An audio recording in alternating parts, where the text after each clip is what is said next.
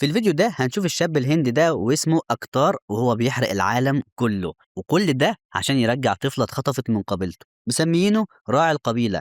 وعشان كده كان عنده القدرة إنه يجند الحيوانات عشان يساعدوه ويحاربوا معاه. بس في الآخر الموضوع قلب معاه بثورة ضد الاحتلال البريطاني، واللي حصل في النهاية محدش كان يتخيله. صلي على النبي كده في قلبك، واعمل لايك للفيديو عشان ده بيفرق معايا جدا، وإنك تشترك في القناة فده شيء مهم جدا حضرتك عشان يوصلك كل الفيديوهات الجاية. يلا ننطلق. أحب أعرفك يا صاحبي باسم الفيلم بتاعنا، اسمه 3R، وأول R اختصار لكلمة ستوري. والقصة بدأت بالبنت دي واسمها مالي، وهي بتغني أغنية مشهورة عندهم، والست دي مش فاهمة حاجة بس هي فرحانة ومبهورة بيها جدا، لحد ما وصل جوز الست دي بعد ما اصطاد الغابة كلها، وشكله شخصية مهمة في البلد، وقالت له إنها عاوزة البنت دي عشان صوتها حلو. والراجل بكل بساطة ادى لأمها فلوس وخدوها منها، والأم جريت وراهم عشان تترجاهم إنهم يرجعوها، ووقفت العربيات. والعسكري كان هيقتلها لحد ما نزل الحاكم وقال له: انت اتجننت؟ انت عاوز تقتلها؟ انت ما تعرفش الرصاصه دي بكام؟ والست بطلت عياط وقاعده في الارض مزبهله من الحوار لحد ما فاقت بشجره على دماغها.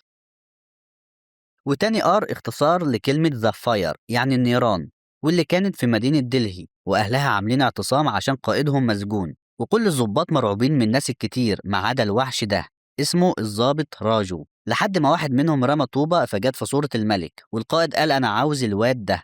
وما كانش فيه غيره ينفذ الأمر، وطار عليهم ونزل فيهم ضرب يمين في شمال، ما خلاش حد إلا لما ضربه يا ولاد الكلب، انا الوزير يا ولاد الكلب. لحد ما اتكتروا عليه ونزلوا فيه ضرب. بس على مين؟ قام لهم تاني ونزل فيهم ضرب لدرجة إن الناس بقت مش قادرة عليه فعلا، وطلع على البرج ووقع من عليه، وبعدها وقع من على الجبل ومسك اللي حدف الطوبة ودخل بيه ورماه تحت رجل القائد بتاعه، وخد عصاية ووقف يكمل مهمته، ولوحده قدر يفض الاعتصام. وبالرغم من كل ده ما تمش اختياره من ضمن الضباط اللي اترقوا السنة دي، واتضايق جدا بسبب كده. تالت ار اختصار لكلمة ذا ووتر، ووصل مندوب من القبيلة عشان يقول لهم يرجعوا البنت، وإن القبيلة دي زي القطيع بالظبط، والقطيع ده له راعي، والراعي ده مش هيسكت إلا لما البنت دي ترجع تاني، حتى لو في بق النمر هيجيبها. والراعي كان اسمه أقطار، وكان في الغابة بيصطاد ذئب، لكن وهو بيجري وراه طلع له نمر، والذئب هرب منه، وبدأ يجري وراه لحد ما وقعوه في شبكة، لكن الشبكة ما نفعتش معاه. وأقطار أخد المخدر ورماه في وش النمر، والنمر أغمى عليه ووقع. وطبعا أقطار ده ما كانش اسمه الحقيقي، ودايما كان بيستحمل إهانة وضرب كتير عشان محدش يشك فيه ويقدر يرجع ماله. والجماعة البريطانيين اجتمعوا عشان يشوفوا ازاي هيجيبوا الراعي ده اللي بيهدد الحاكم. ومرات الحاكم قالت اللي هيقدر يجيبه حي هيترقى لظابط خاص، وما كانش فيه غير النجم الهندي بتاعنا الظابط راجو، وحط خطة وقال إنه هيتنكر ويدعي إنه عاوز يقتل الحاكم. فظهر له لاتشو صاحب أقطار، وقال له إنه هيساعدهم طالما هدفهم واحد. وهما في الطريق العسكري فضح راجو لما اداله التحية، فلاتشو طلع يجري والظابط وراه، لكن في الآخر قدر لاتشو يهرب منه. وحصلت مشكلة والقطر اللي كان معدي ولع ووقع في البحر، وكان فيه طفل تحت، والظابط راجو وأقطار اتفقوا على خطة عشان ينقذوا الولد، ونطوا هما الاتنين من فوق الكوبري وأنقذوا الطفل فعلا، وتعرفوا على بعض وبقوا أصحاب من غير ما يعرفوا حقيقة بعض. وأقطار عرفوا على عيلته وكل معاهم عيش وملح، وكل واحد فيهم شايف شغله. الضابط بيدور على الشخص اللي جري منه، وأقطار بيأكل النمر عشان يبقى مستعد.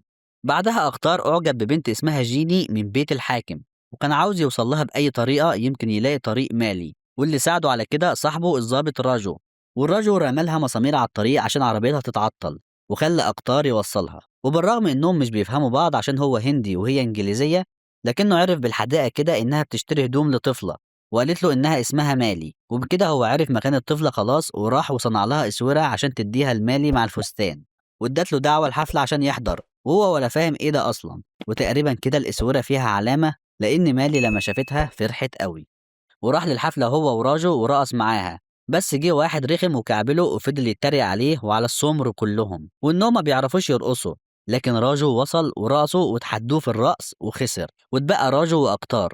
ولما راجو شاف جيني عاوزة اقطار هو اللي يفوز، خسر نفسه، وكمان اقطار خلاها توصله في طريقها، وعزمته على فنجان قهوة في بيتها وهو ما صدق عشان مالي. وبعدها راجو افتكر لاتشو اللي هرب منه واللي كانت ايديه فيها دهان، وراحوا يدوروا في شارع الدهانات وفعلا لقوه، وراجو مسكه. واقطار راح بيت جيني وسمع مالي وهي بتغني، وفضل يدور عليها واخيرا شافها، واتضح انها اخته الصغيره. ووعدها إنه هينقذها. وراجو فضل يعذب لاتشو وشاف العقد المقدس بتاعه واللي هو رمز القبيلة، ولاتشو استغل إنه لوحده ومسك تعبان في إيده، وأول ما راجو جاله خلى التعبان يعضه، وراجو اداله سكينة وقال له فك نفسك وعيش حياتك. وبعدها طلع جري على أقطار، وأقطار شربه الدواء، وأول ما قلع العقد المقدس بتاعه راجو عرف إن أقطار هو المطلوب، لكنه مش قادر يتكلم من السم اللي في جسمه، وكان بيقلع العقد عشان يلبسهوله ويتقوى بيه، وخده على بيته وقال له أنت بدأت تتحسن أهو. وقبل ما يمشي اعترف لراجو وقال له إن اسمه مش أكتار، وإن اسمه بيم، وعرفه قصة مالي، وقال له إنه رايح ينقذها النهاردة، ولو رجع هيقابله تاني، ولو مات هيموت وهو فخور إنه له صاحب زيه. ومشي. وراجو كان زعلان قوي من اللي سمعه ده. وراحوا الحفلة عشان ينقذوا مالي، ودخلوا بالعربية من البوابة، وفتحوا للحيوانات اللي أكتر كان بيصطادها الفترة اللي فاتت، والحيوانات بقت بتاكل في كل الناس، وهو بيدور على مالي لحد ما شافها مع العسكري وهو بيدخلها جوه غصب عنها، وقفل بالمفتاح، واقتار ضربه واخد المفتاح ولسه هيدخل، لقى الضابط راجو بيقول له انت مقبوض عليك، واقتار فضل يتحايل عليه ويفهمه انهم مظلومين، لكن ابدا، لحد ما مسكوا في خناق بعض، وده يضرب ده شويه وده يطحن ده شويه وده يطير في الجو شويه، وكانت مدعكه لحد ما زهقوا من الضرب، وراجو انشغل في النمر، واقتار قال له مع نفسك بقى، وطلع على سطح القصر عشان يوصل لمالي، وكان خلاص هيوصل لها لولا راجو قطع العقد المقدس وربطوا بيه، وقالوا له لو ما استسلمتش هيقتلوا مالي، وما كانش قدامه حل غير انه يستسلم.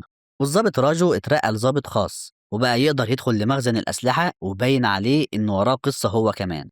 والقصة كلها إن باباه كان في الجيش البريطاني، وكانوا حكموا على واحد من قبيلته بالإعدام، وكان لسه هيتعدم بالرصاص، فجه الحاكم وحكى له قصة الرصاصة وإنها غالية وخسارة فيهم، واتعدم بالشاكوش، فقرر إنه يسيب الجيش ويهرب عشان ينتقم منهم، وبدأ يدرب القبيلة بتاعته على حمل البنادق، وكان من ضمنهم راجو. وفي ليلة راجو ضرب ببندقية باباه، وباباه اكتشف ده تاني يوم وكان لسه هيضربه، لكن سيتا صاحبته دافعت عنه وقالت له ان هي اللي اديته البندقيه وضرب بيها بشكل كويس، وخدته وورت له مكان الرصاصه.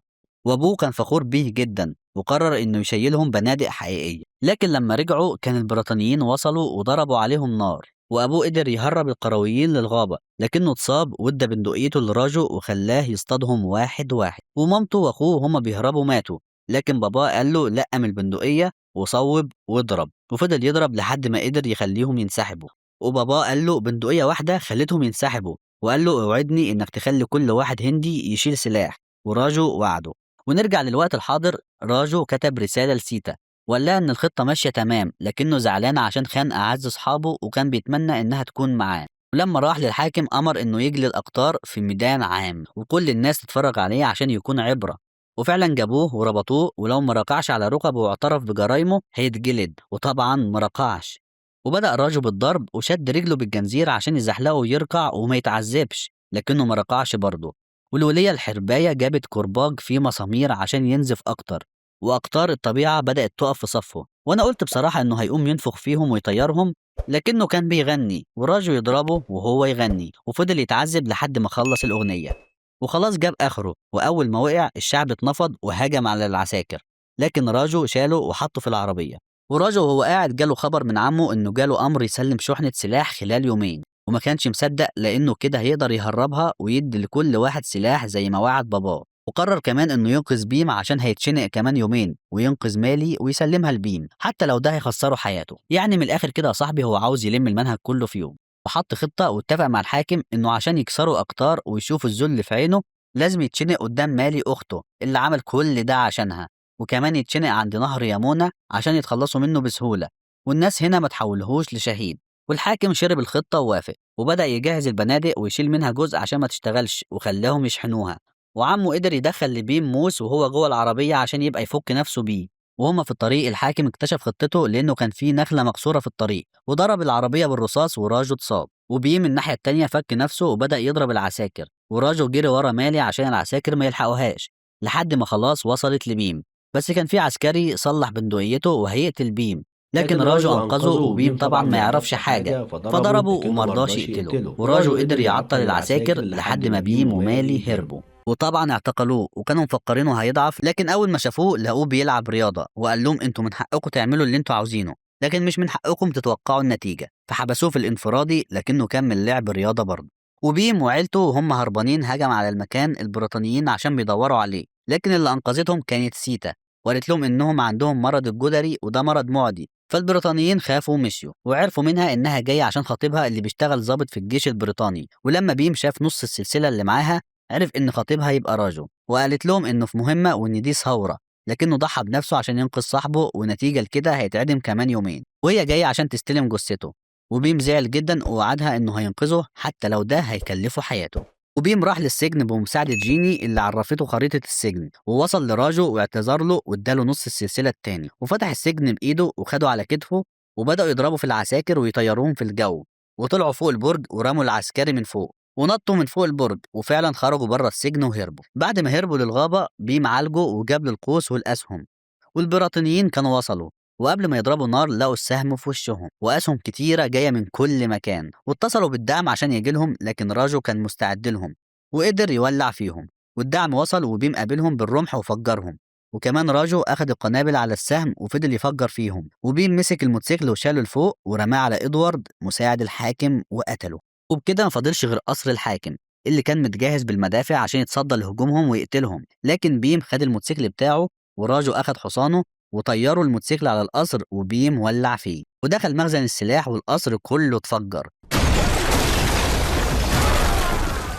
والحاكم لقى الدم نازل على وشه، وكانت مراته أم 44 الأسلاك مفرتكاها.